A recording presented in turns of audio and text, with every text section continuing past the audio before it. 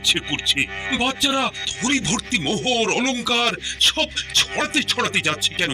আর গোপালের হাত দুটোই বা ঘাট থেকে বেরিয়ে দুদিকে ঝুলছে কেন? মহারাজ, আর একটা ব্যাপার কি আপনি লক্ষ্য করেছেন? কি কি বলতো? গোপালের দেহ কারা কাঁধে করে নিয়ে যাচ্ছে? হ্যাঁ হ্যাঁ, ওই তো মন্ত্রী, সেনাপতি, জ্যোতিষী আর পণ্ডিত। আসলে গোপালের এই শেষ যাত্রা আমাদের কিছু শিক্ষা দিয়ে যাচ্ছে মহারাজ। এই যে দেখুন, যারা গোপালকে সহ্য করতে পারতো না, এখন এখন তাদেরই কাঁধে গোপাল যাচ্ছে। তার মানে শেষ পর্যন্ত কেউই কারোর শত্রু থাকে না, সবাই মান অভিমান ভুলে কাঁধে কাঁধ মিলিয়ে পার করে দেয়। তাই তো, এই দৃশ্য তো সেই কথাই বলছে।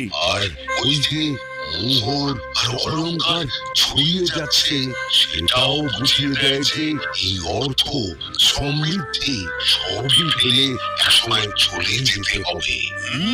কি ভীষণ সত্যি। দুটো খালি হাতও বুঝিয়ে দিচ্ছে, খালি হাতেই আমরা সংসারে এসেছিলাম, আর খালি হাতেই আমাদের যেতে হবে। এই চরম সত্যিটা